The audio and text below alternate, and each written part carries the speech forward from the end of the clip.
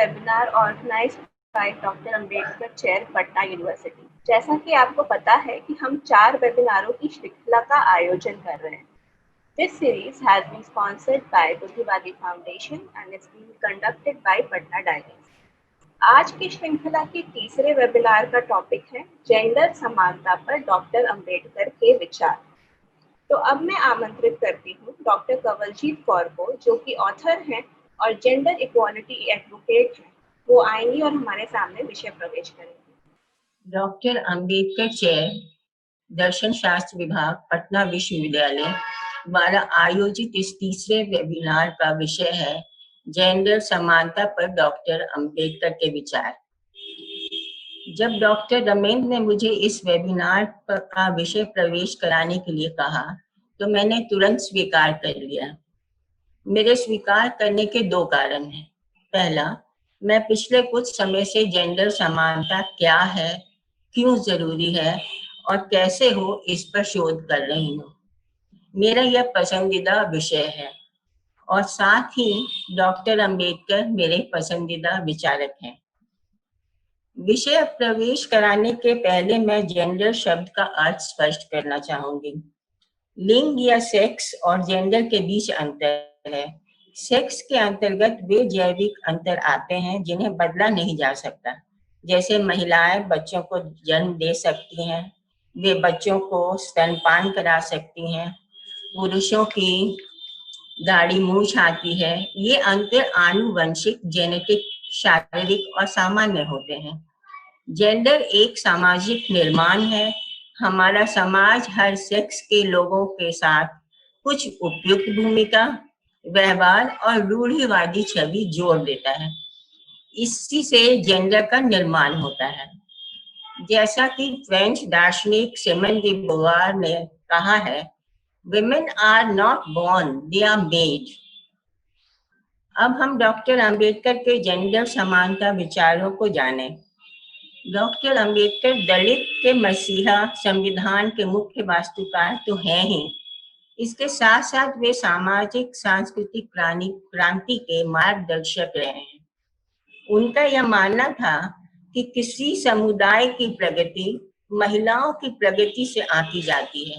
इसे मैं फिर से दोहराऊंगी, किसी समुदाय की प्रगति महिलाओं की प्रगति से आंकी जाती है. उन्होंने अपने सभी संघर्षों के कार्यक्रमों में महिलाओं की भागीदारी सुनिश्चित की थी. हमारा समाज पितृसत्तात्मक समाज है. यह एक ग्लोबल मुद्दा है.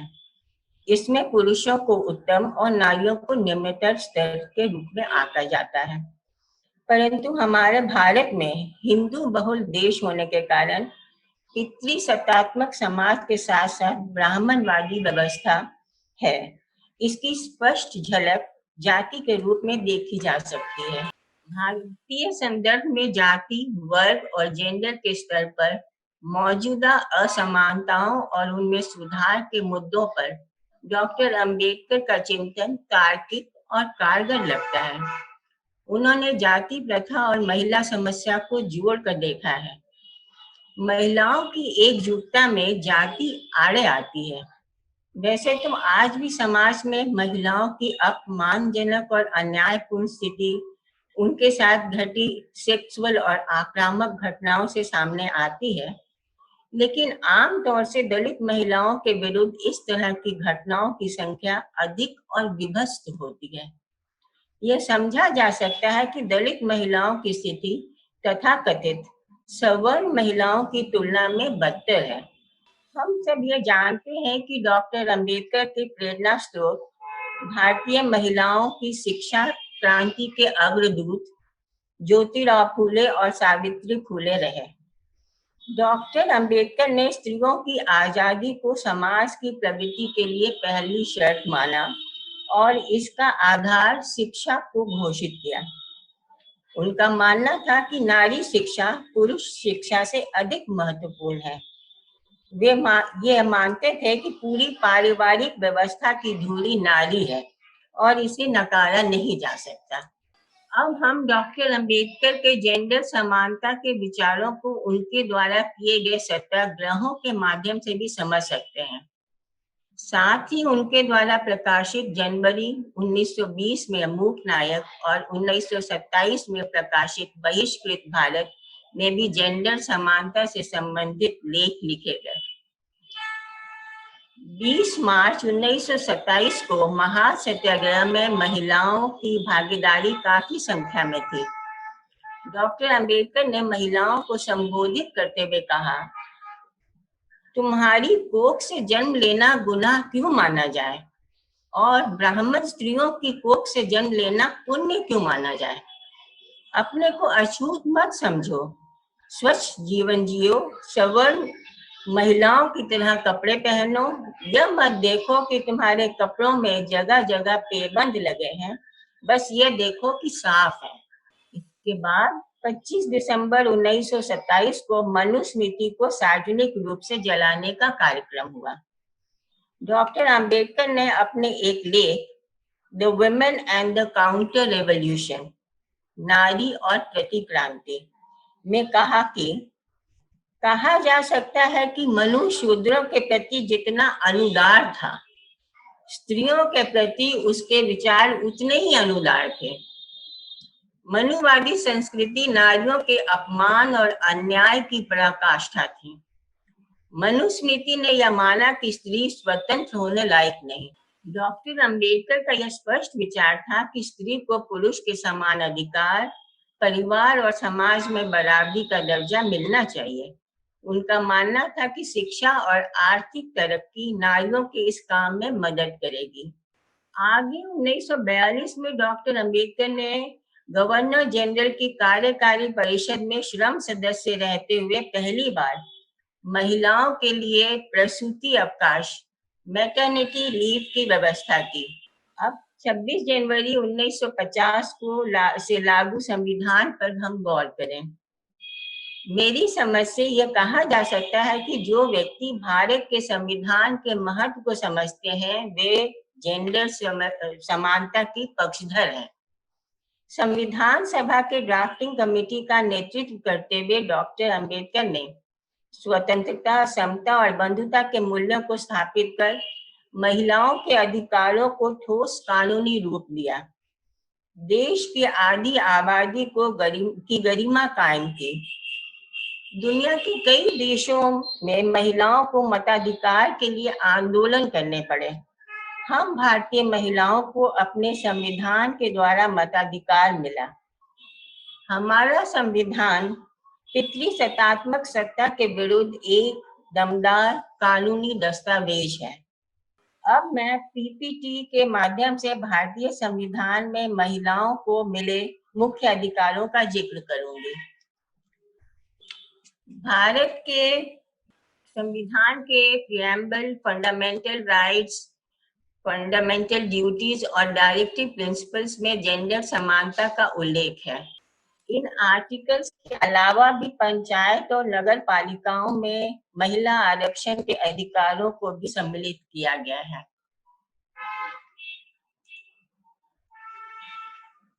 अधिकांश भारतीय महिलाओं के सशक्तिकरण का असली दस्तावेज हिंदू कोड बिल है। डॉक्टर अंबेडकर ने भी कहा कि मुझे भारतीय संविधान के निर्माण से ज्यादा दिलचस्पी और खुशी हिंदू कोड बिल पास कराने में मिलेगी। 5 फरवरी 1951 को यह बिल संसद में पेश किया गया। सिख, जैन और बौद्ध धर्म मानने वालों को भी इसकी परिधि में लाया गया।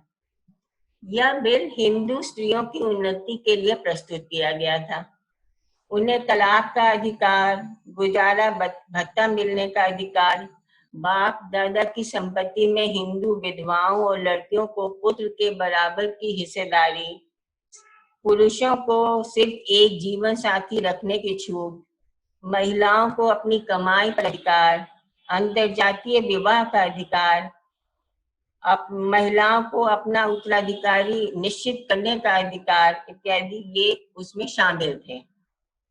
यह बिल 26 सितंबर 1951 को वापस ले लिया गया। डॉक्टर अंबेडकर ने 27 सितंबर 1951 को कानून मंत्री के पद से इस्तीफा दे दिया। अब पीपीटी के माध्यम से मैं बाद में हिंदू कोड बिल के प्रभाव से महिलाओं के हक में जो अधिनियम पारित हुए वो दिखा रही हूँ। डॉक्टर अंबेडकर का विश्वास था समतावादी समाज में। इस बिल में पुरुषों और महिलाओं की समता पर को बिल को आधारित किया गया।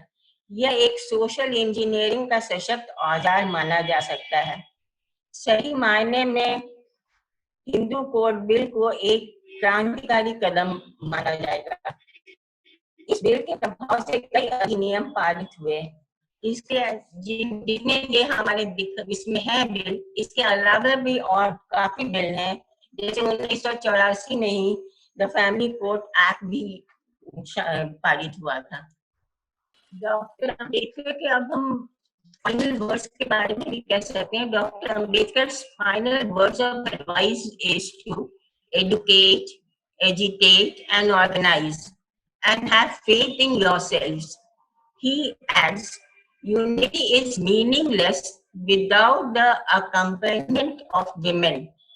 Education is fruitless without educated women. And agitation is incomplete without the strength of women. Thus, Dr. Ambedkar tried to bring women into public life in a new role as builders of democratic society in a just and dignified manner. Thank you. Thank you so much doctor Pravarjeet अपनी बात रखने के लिए। अब हमारी guest speaker निशा साइनी को आमंत्रित करती हूँ कि वो आए और अपनी बात रखें। निशा साइनी रिसर्च स्कॉलर हैं, department of philosophy, MLSU university Udaipur, Rajasthan से। निशा। सबसे पहले तो सभी को नमस्कार और रमींद्र सर का बहुत-बहुत धन्यवाद कि उन्होंने मुझे यहाँ बोलने के लिए मौका दिया। और मैं आज का जैसे टॉपिक है जेंडर समानता पर अंबेडकर के विचार, तो मैं अपनी प्रेजेंटेशन में कुछ पॉइंट्स को रखूंगी। जैसे कि सबसे पहले तो समानता क्या है, जो एक बहुत ही बेसिक सा कंसेप्ट है समानता का। फिर लैंगिक समानता क्या है और फिर अंबेडकर के अनुसार समानता पे क्या बात की गई है लैंगिक समानता के ऊपर। तो समानता की मूल भावना मानवीय जीवन अपने आप में साध्य हो के आदर्श को प्रतिष्ठित करना है। इसमें हर उस परिस्थिति का निषेध किया जाता है जिसमें किसी मनुष्य को हीन या कमतर समझा जाए। इसका आधिकारिक स्वर मनुष्य के साथ मनुष्य जैसा व्यवहार हो पर आधारित है। और जो लैंगिक समानता है वो है कि किसी भी प्रकार की आर्थिक, सामाजिक, राजनीतिक, पारिवारिक भागीदारी अधिकारों का वितरण लिंग की परवाह किए बिना करना, यानी कि लिंग को ध्यान में रख के और उसको ना तो किसी अधिकारों से वंचित करना चाहिए, ना ही उसकी किसी भी तरीके की भागीदारी से उसको हटाना चाहिए। तो वो लैंगिक समानता है जहाँ पे एक सभी को बराबर तौर पे देखा जाए और लिंग के आधार पे किसी के साथ भेदभाव ना किए जाए कि अगर कोई लड़का है तो उसको ये दिया जाना चाहिए, लड़की है तो उसको ये नहीं दिया चाहिए। तो इसमें सभी प्रकार की राजनीतिक, सामाजिक, आर्थिक, शैक्षिक सभी प्रकार के समानता है कहीं ना कहीं इसी में, क्योंकि लैंगिक समानता जो है वो बेस है इन सब का। अगर लैंगिक रूप से समानता आ जाती है सोसाइटी में तो ये सारी समानताएं अपने आप ही आ जाएगी। और अंबेडकर के अनुसार लैंगिक समानता जो है वो है डॉक्टर भीमराव अंबेडकर इतिहास में एक समाज सुधारक के रूप में जाने जाते हैं। अंबेडकर ने दलितों के उत्थान के साथ साथ महिलाओं को भी संवैधानिक अधिकार दिलवाने के महत्वपूर्ण प्रयास किए हैं। उनका मानना था कि दलित समाज ने कितनी प्रगति की है इसे मैं दलित स्त्री की प्रगति से तोलता हूँ। डॉक्टर अंबेडकर एकमात्र ऐसे विश्व स्तरीय चिंतक थे जिन्होंने परिवार समाज में स्त्री की स्थिति कैसी हो इस पर गहन चिंतन मनन किया। पुरुषों के साथ स्त्री को भी समानता एवं स्वतंत्रता मिले, उसे सामाजिक स्वतंत्रता के साथ साथ आर्थिक स्वतंत्रता भी प्राप्त हो तथा परिवार में उनका महत्व पुरुषों के समान हो। इसके लिए उन्होंने दलित, गैर दलित स्त्रियों को समाज परिवर्तन के आंदोलन में सक्रिय रूप से जुड़ने का आह्वान किया। सामान्यतः माना जाता है कि भारतीय समाज में वैदिक काल में स्त्रियों की सामाजिक स्थिति सम्मानपूर्ण रही थी। उसे शक्ति के साकार रूप में माना जाता था एवं देवी शक्ति के रूप में पूजा अर्चना की जाती थी। अथर्ववेद में यह स्पष्ट है कि नारी को अपने उपनयन का अधिकार प्राप्त था। कहा है कि नारी ब्रह्मचर्य की अवस्था पूरी करने के बाद ही विवाह योग्य मानी जाती थी। सूत्रों के अनुसार नारी वेद मंत्रों का पाठ कर सकती थी और उसे वेदों का अध्ययन करवाने की भी शिक्षा दी जाती थी। धर्म, अध्यात्म और तत्व मीमांसा पर पुरुष के साथ नारियों के शास्त्रार्थ करने के प्रसंग भी कम नहीं मिलेंगे। डॉक्टर अंबेडकर ने माना कि हिंदू धर्म एवं समाज में नारी की अवनति एवं पतन मनुस्मृति को हिंदू धर्म के आधार के रूप में स्वीकार करने के पश्चात प्रारंभ हुआ। मनुस्मृति को विधि संहिता के रूप में स्वीकार करने के पश्चात नव ब्राह्मणवाद का जन्म हुआ। ब्राह्मणवादियों ने अंतरजातीय विवाह और सहभोज के निषेध नियम बनाए। इसके साथ ही जातिवाद को कायम रखने हेतु सती प्रथा, बाल विवाह आदि नियम बना दिए। मनुस्मृति में मनु द्वारा स्त्रियों के संबंध में जो नियम है वह है जैसे सूत्र है 9:4, उसमें वह पिता दोषी है जो उचित समय आने पर अपनी पुत्री का विवाह नहीं करता है। 9:5 में है स्त्रियों की रक्षा विशेषकर दुष्ट प्रवृत्ति से की जानी चाहिए, जो चाहे जितनी भी नगण्य हो, क्योंकि यदि उनकी रक्षा नहीं की गई तो वे दोनों परिवारों के कलेश का कारण बन जाती है। 9:4(1)(6) में है पत्नी, पुत्र और दास इन तीनों के पास कोई संपत्ति नहीं हो, वे जो संपत्ति अर्जित करे वह उसकी होती है जिसकी वह पत्नी या पुत्र या दास है। 8:2:9 में कहा गया है कि स्त्री, पुत्र, दास और सहोदर यदि अपराध करे तब उसे रस्सी से या बांस की छड़ी से मारना चाहिए। इस प्रकार मनु ने स्त्रियों को शूद्र के समान ही स्वीकार किया है एवं उनका मानना है कि स्त्रियों को शारीरिक दंड भी दिया जा सकता है। 9:1:8 में बताया गया है कि स्त्रियों को पढ़ने का कोई अधिकार नहीं है, इसलिए उनके संस्कार वेद मंत्रों के बिना किए जाते हैं। स्त्रियों को वेदों को जानने का अधिकार नहीं है, इसलिए उन्हें धर्म का कोई ज्ञान नहीं होता। पाप दूर करने के लिए वेद मंत्रों का पाठ उपयोगी है, चूंकि स्त्रियां वेद मंत्रों का पाठ नहीं कर सकती, इसलिए वे भी असत्य की भांति अपवित्र है। इस प्रकार स्पष्ट है कि मनुस्मृति में मनु द्वारा बनाए गए नियम बिल्कुल नए हैं, जो ब्राह्मणवाद की नींव जातिवाद को मजबूत पक्ष साक्ष्य प्रदान करने के लिए आधार प्रदान करते हैं। डॉक्टर अंबेडकर ने जाति उन्मूलन के लिए हिंदू परिवारों में कैद स्त्री को मुक्त कराने की परियोजना पर काम किया। उन्होंने आत्मसात किया कि जब तक स्त्री हिंदू कानूनों के दायरे से बाहर नहीं निकलेगी तब तक हिंदू समाज में सुधार की कोई गुंजाइश नहीं है। महिलाओं के सामाजिक, आर्थिक, संवैधानिक, राजनीतिक अधिकारों हेतु अंबेडकर ने हिंदू कोड बिल को संसद में प्रस्तुत किया। इस बिल का मुख्य उद्देश्य डॉक्टर अंबेडकर के द्वारा उन प्रतिबंधों का निराकरण करना था जो ब्राह्मणवादी विधान द्वारा स्त्रियों पर लगाए गए थे। उन्होंने स्त्रियों को तलाक का अधिकार, पैतृक संपत्ति में स्त्री के समान अधिकार, विधवा को उसके पति की संपत्ति का उत्तराधिकारी जैसे प्रावधानों को लाकर मनु के विधान को उलटने का प्रयास किया। अंबेडकर का भी यही कहना है कि मैं संविधान में तो ये सारे अधिकार दे ही रहा हूँ महिलाओं के लिए, लेकिन अगर ये व्यवहारिक रूप में अगर लागू नहीं हुए, व्यवहारिक रूप में अगर इनको नहीं अपनाया गया तो ये संविधान सिवाय कागज के और कुछ नहीं रह जाएगा। धन्यवाद। थैंक यू सो मच निशा अपनी बात रखने के लिए। अब मैं आमंत्रित करती हूँ डॉक्टर आकांक्षा को, जो कि असिस्टेंट प्रोफेसर गेस्ट फैकल्टी हैं PG department of philosophy Patna university से। डॉक्टर आकांक्षा। धन्यवाद रमन सर, आपने मुझे इस वेबिनार सीरीज में अपना वक्तव्य रखने के लिए अवसर दिया। जैसा कि हम सभी जानते हैं, बाबा साहेब का कथन है, मैं किसी समुदाय की प्रगति उस समुदाय में महिलाओं की प्रगति से आंकता हूँ। बाबा साहेब अम्बेडकर जो एक महान नारीवादी चिंतक थे, उन्होंने समाज में व्याप्त छुआछूत का उन्मूलन करते हुए शिक्षित बनो, संगठित रहो और संघर्ष करो का नारा दिया और सामाजिक, राजनीतिक एवं धार्मिक सुधार के क्षेत्र में नई ऊर्जा प्रदान करते हुए वास्तविक भारत की तस्वीर रखी, जो आज भी प्रासंगिक है। वे मानवों को भाग्यवादी होने के बजाय कर्मवादी होने की सीख देते हैं। वहीं अंबेडकर ने समाज के दबे कुचले लोगों को न्याय दिलाने के लिए लेबर पार्टी का गठन किया, जिसमें उन्होंने महिलाओं की भागीदारी को सुनिश्चित किया। वे महिला सशक्तिकरण के प्रबल पक्षधर थे। दुनिया की लगभग आधी आबादी महिलाओं की है, इसलिए जब तक उनका समुचित विकास नहीं होगा तब तक देश का विकास असंभव है। बाबा साहेब के दूरदृष्टि का अंदाजा हम इस बात से लगा सकते हैं कि उन्होंने वर्षों पहले दलितों के उत्थान के साथ ही महिलाओं के प्रति लैंगिक असमानता को दूर करने के लिए शिक्षा का मूल मंत्र दिया।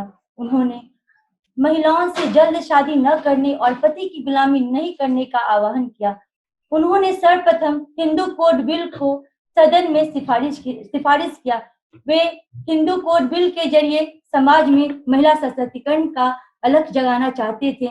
हिंदू कोड बिल जो एक साथ धर्म और पितृसत्तात्मक समाज को चुनौती देता था, ये बिल महिलाओं को एक साथ कई सारे अधिकार प्रदान करता है, जैसे right to equality, right to liberty, right to property, right to justice, right to marriage, right to divorce. ये अधिकार कहीं ना कहीं महिलाओं को सर्वांगीण विकास करने के लिए काफी उपयोगी रहा, परंतु इस अधिकार का या इस हिंदू कोड बिल का सदन के अंदर और बाहर तमाम सारे विरोधों का सामना करना पड़ा, जिसकी वजह से अंबेडकर को इस हिंदू कोड बिल को सदन से में ही छोड़कर सदन से ही इस्तीफा देना पड़ा और आगे चलकर उनका यह सपना हिंदू कोड बिल को लेकर महिलाओं को हर क्षेत्र में सशक्त करने के साथ उन्हें पैतृक संपत्ति में बराबरी का हिस्सेदार बनाना चाहते थे। उनका यह सपना सन 2005 में साकार हुआ, जब संयुक्त हिंदू परिवार में पुत्री को भी पुत्र के समान पैतृक संपत्ति में कानूनी रूप से बराबर का भागीदार माना गया। अंबेडकर अमर ज्योति के समान दिव्यमान हैं, जिन्होंने महिलाओं को समाज में सम्मानित जीवन जीने के लिए प्रेरित किया तथा उनके कल्याण हेतु कानूनी प्रावधानों को भी लागू करवाया। उन्होंने मानव जीवन को अविभाज्य मानकर उनकी समग्रता पर जोर दिया। वे समाज के सभी वर्गों एवं पक्षों के प्रति जागरूक थे, परंतु राजनीतिकरण के इस दौर में बाबा साहेब के विचारों को गलत ढंग से पेश किया जाता रहा है।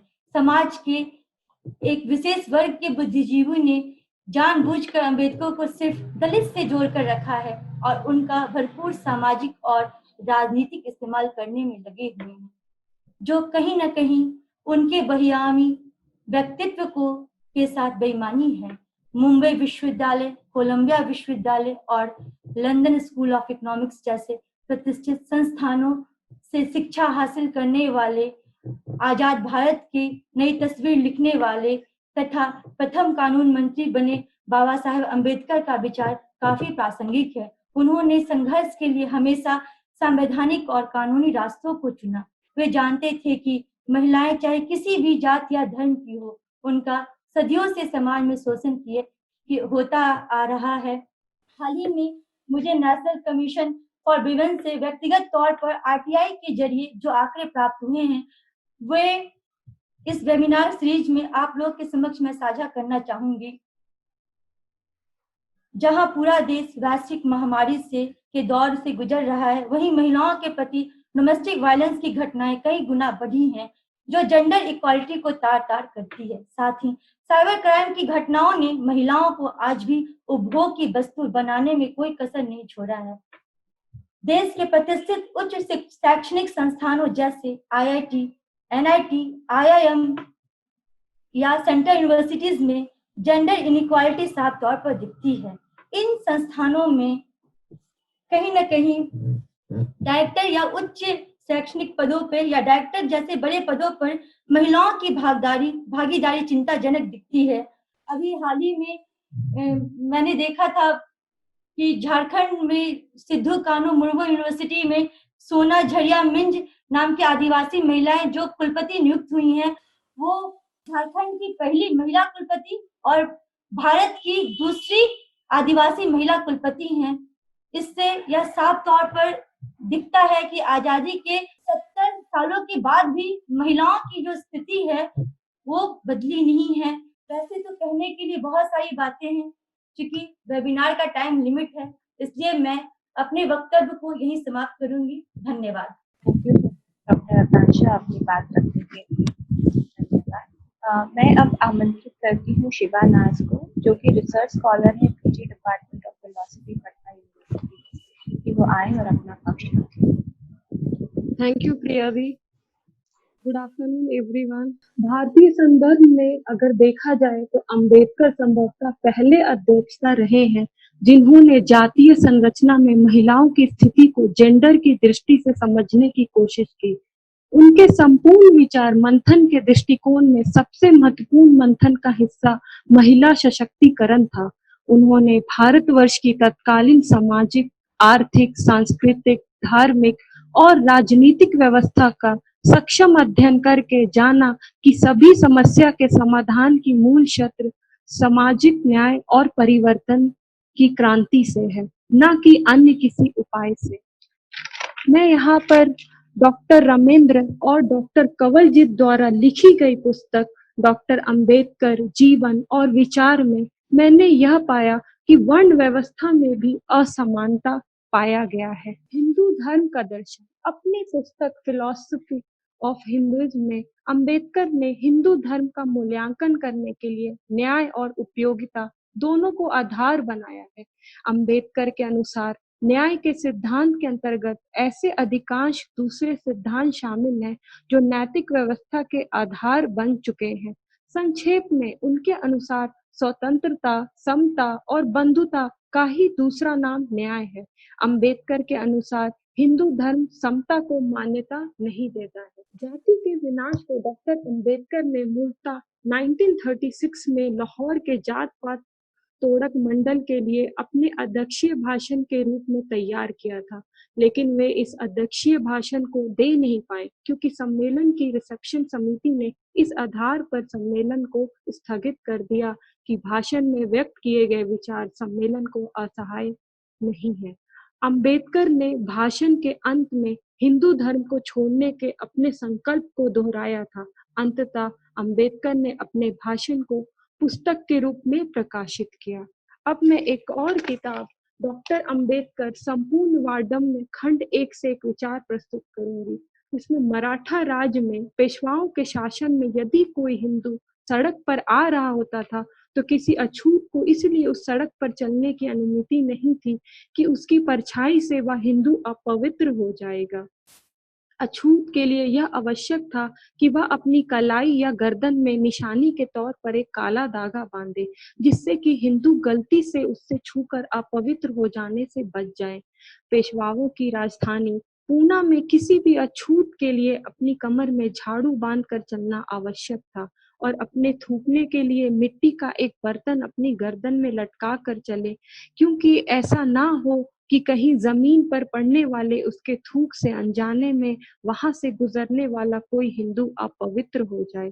4 जनवरी 1928 के टाइम्स ऑफ इंडिया की एक रिपोर्ट के मुताबिक कनारिया, पिचौली, मर्दानी गांवों तथा इंदौर जिले के 15 अन्य गांवों की ऊंची जाति के हिंदुओं ने अर्थात कालोटों, राजपूतों और ब्राह्मणों, जिनमें पटेल और पटवारी भी शामिल हैं, अपने अपने गांव के बलाइयों को सूचित किया है कि यदि वे उनमें रहना चाहते हैं तो उन्हें नियमों का अवश्य पालन करना होगा, कि वे रंगीन या फैंसी किनारी की धोतियां नहीं पहनेंगे। दूसरा है, बलाई स्त्रियां सोने या चांदी के आभूषण नहीं पहनेंगी तथा वे फैंसी कपड़े और रंगीन जैकेट भी नहीं पहनेंगी। तीसरा, बलाई स्त्रियां को हिंदू स्त्रियों के प्रसव के सभी मामलों में देखभाल करनी होगी। चौथा है, बलाई लोगों को बिना कोई पारिश्रमिक मांगे सेवा करना होगा और हिंदू उन्हें जो कुछ खुश होकर देंगे लेना होगा। अगर बलाई लोग इन शर्तों का पालन करना स्वीकार नहीं करते हैं तो उन्हें गांव को छोड़ना होगा। जाति का विनाश का जो अंश मैंने अभी पढ़ा उससे ये साबित होता है कि अपनी इस प्रसिद्ध रचना में भी डॉक्टर अंबेडकर ने जेंडर समानता को संक्षेप में समर्थन किया है। धन्यवाद। थैंक यू शिवा ये बात रखने के लिए। अब मैं दिव्या कुमारी को आमंत्रित करूंगी, वो भी रिसर्च स्कॉलर है PG department of philosophy Patna university. Good afternoon all, and thank you for giving me opportunity to speak in this webinar, and many congratulations to the organizing person for organizing this webinar. I would like to limit my thought of Ambedkar to women's related discrimination. Dr. Ambedkar, the determined fighter and a deep scholar, has made a significant effort to lead the society on the path of liberty, equality, and fraternity. People always limit him to what he has done for downtrodden people. People always limit him as a leader of Dalit. He was the first Indian to break down the barriers in the way of advancement of women in India. He laid down the foundation of concrete and sincere efforts by codifying the common civil code for Hindus and other sections of the society. Still, Dr. Ambedkar is not fully understood or appreciated by general masses.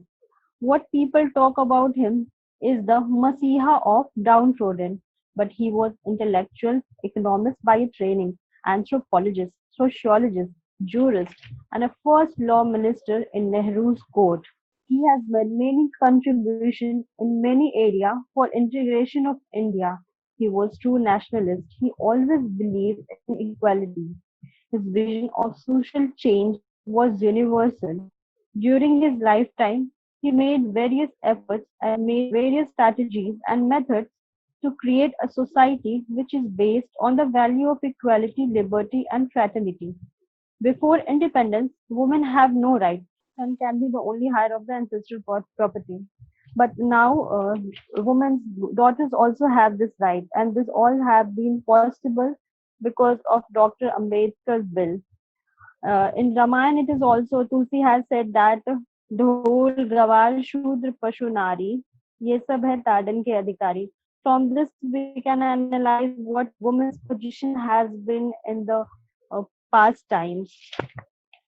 Women were also considered that she can dismantle the caste purity by reproducing outside of the caste. For this, he considered women should always be taken care by her father, by her brother, then by her husband, and after that by his son. Women are always considered to be protected by all these men persons of their family. He is called as a father of Indian Constitution.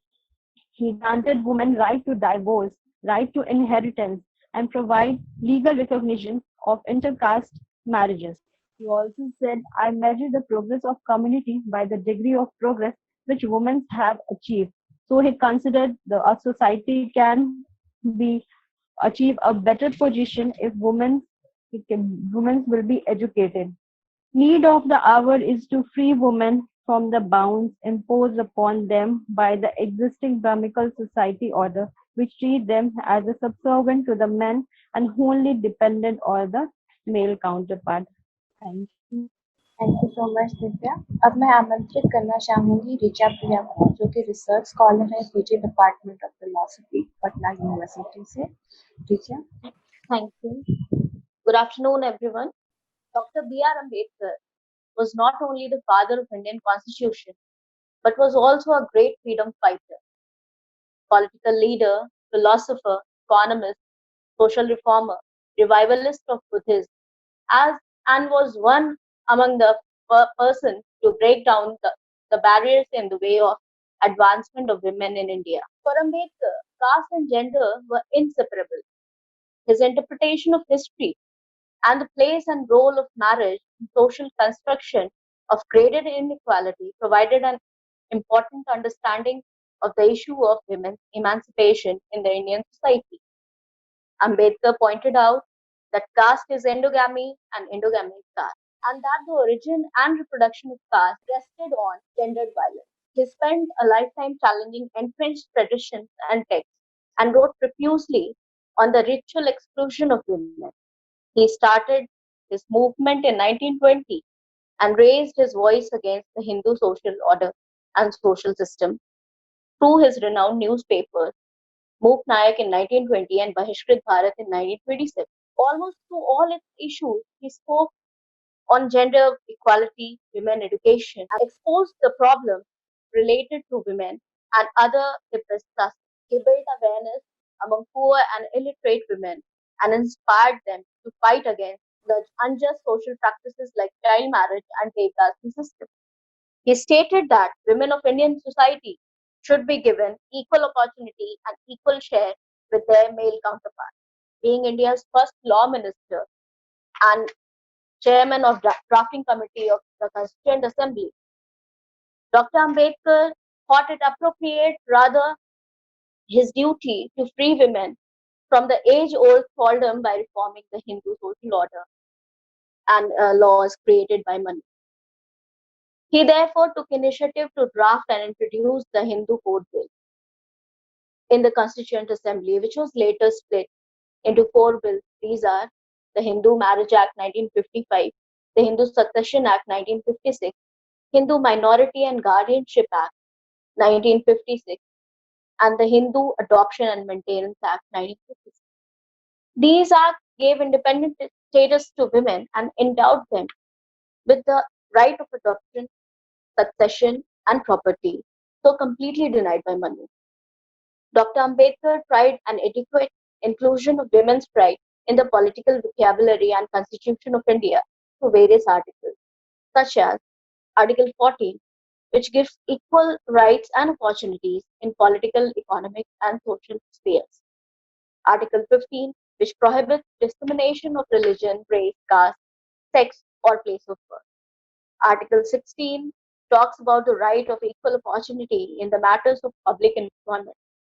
Article 39, which secures equal means of livelihood and equal pay for equal work. Article 42 provides humane conditions of work and maternity leave. Article 51A E is a fundamental duty of every citizen of our country to renounce practices derogatory to the dignity of women. There are many such articles safeguarding the rights of women. Dr. Ambedkar worked tirelessly to evolve the condition of women and other deprived classes, and I suppose it is our moral duty to extend his work to a whole new level. I would like to sum up and would also like to thank everyone for hearing me so patiently. Thank you. Thank you so much Richa. अब मैं आमंत्रित करना चाहूंगी doctor Ramendra नाथ को, जो कि chair professor हैं Ambedkar chair के और एचओडी है PG department of philosophy Patna university की। डॉक्टर रमेंद्र। और इस वेबिनार में उपस्थित सभी आज के वेबिनार का विषय है जेंडर समानता पर डॉक्टर आम्बेडकर के विचार। और आज के वेबिनार में मेरा मुख्य उद्देश्य बोलना नहीं बल्कि सुनना था। मैं डॉक्टर प्रवीण, निशा सानी, डॉक्टर आकांक्षा, शिवनाज, दिव्या कुमारी और ऋषभ प्रिया को सुना। इससे विषय पर मेरे ज्ञान में और अधिक वृद्धि हुई है। डॉक्टर आम्बेडकर के हिंदू धर्म को त्याग कर बौद्ध धर्म अपनाने का एक मुख्य कारण था वर्ण व्यवस्था का विरोध। उनके अनुसार हिंदू धर्म में वर्ण व्यवस्था है और बौद्ध धर्म में समता।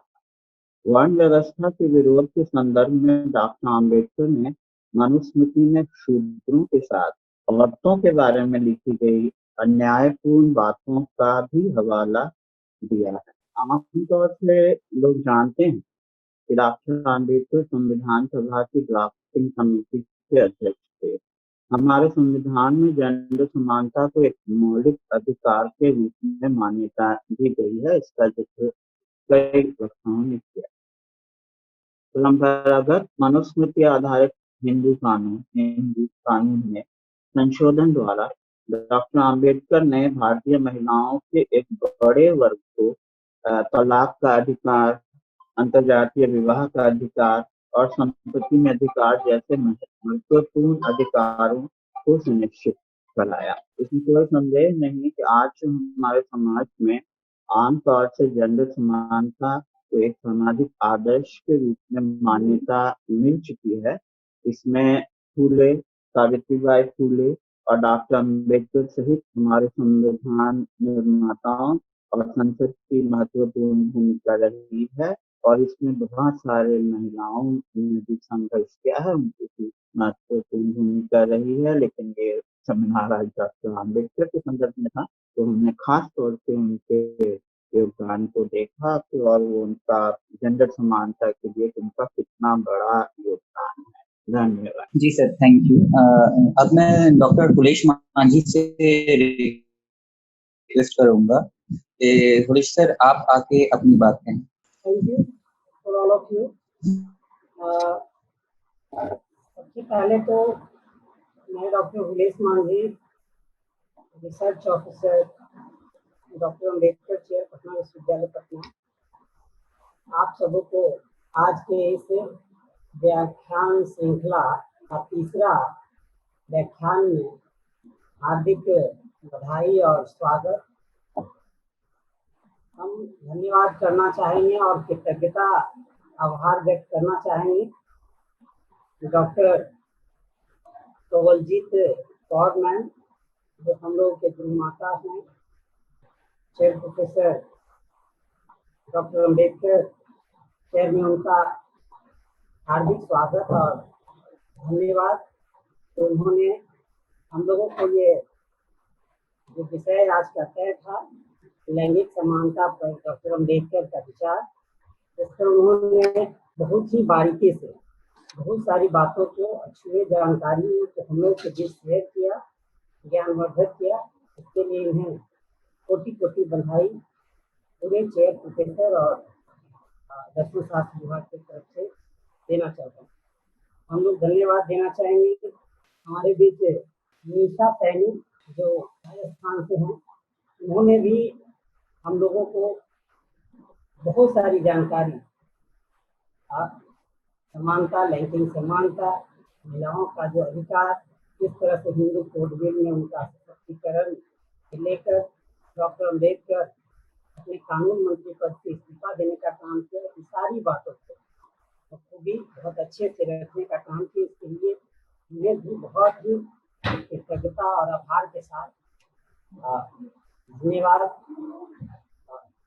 पुनः धन्यवाद व्यक्त करता हूँ। हम लोग के बीच तीसरे ये स्पीकर वक्ता के तौर पे डॉक्टर आकांक्षा, जो हमारे पटना विश्वविद्यालय दर्शन शास्त्र विभाग में सहायक प्रोफेसर हैं। हम उन्हें बहुत धन्यवाद इसलिए भी देंगे कि वो जो इसमें की जानकारी और डॉक्टर अम्बेडकर ने जिस प्रकार के समानता के संबंध में महिलाओं की लड़ाई, महिलाओं की वकालत, आधी आबादी की लड़ाई सशक्त ढंग से उठाने का काम किया, इन सारी बिंदुओं को बिंदुवार ढंग से प्रस्तुत करने का काम किया। इसके लिए भी बहुत बहुत धन्यवाद व्यक्त करते हैं। हम लोग के बीच शिवाना पुष्पदात्री दर्शन शास्त्र विभाग पटना विश्वविद्यालय के थे, उन्होंने भी बखूबी इन बातों को जो छूटे बिंदु थे उनको रखने का काम किया, इसलिए उन्हें भी बहुत बहुत बधाई और धन्यवाद व्यक्त करता हूँ। दिव्या जी शोधार्थी हैं, दर्शन शास्त्र विभाग पटना विश्वविद्यालय के, मैं उन्हें भी अपनी बात रखने के लिए और हम लोग को अच्छी जानकारी शेयर करने के लिए बहुत बहुत धन्यवाद देता हूँ। ऋचा प्रिया जी जो शोधार्थी हैं दर्शन शास्त्र विभाग के पटना विश्वविद्यालय, उन्होंने भी बहुत ही बारीकी से और इंग्लिश माध्यम से पिछले पल को हम लोग के साथ शेयर किया, हम लोग का ज्ञानवर्धन किया, इसलिए बहुत बहुत धन्यवाद उन्हें। और अंत में धन्यवाद देना चाहूँगा ये सब कुछ का आयोजन और सुचारू ढंग से हम लोगों के साथ जोड़ने का काम करने के लिए चेयर प्रोफेसर डॉक्टर रमेंद्र नाथ पटना विश्वविद्यालय विभागाध्यक्ष दर्शन शास्त्र, मैं उन्हें कोटि कोटि आभार और धन्यवाद व्यक्त करता हूँ।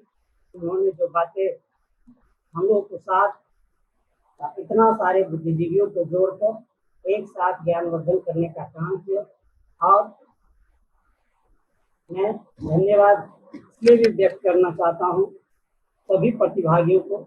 इस कार्यक्रम को जोड़ने का काम प्रिया जी कर रहे हैं, पटना डायरी कर रहा है, IT का काम देख रहे हैं टीम के साथी, और चेयर से प्रियंका हैं, सागर हैं, कई साथी, ललित जी हैं, सभी लोग काफ़ी मेहनत किया है उन्होंने और हम लोगों के साथ अपने विचार रखने का काम किया। इसलिए उन्हें सभी प्रतिभागियों को फिर से एक बार वंदन चंदन अभिनंदन करता हूं और उन्हें कोटि कोटि आभार और कृतज्ञता व्यक्त करता हूँ।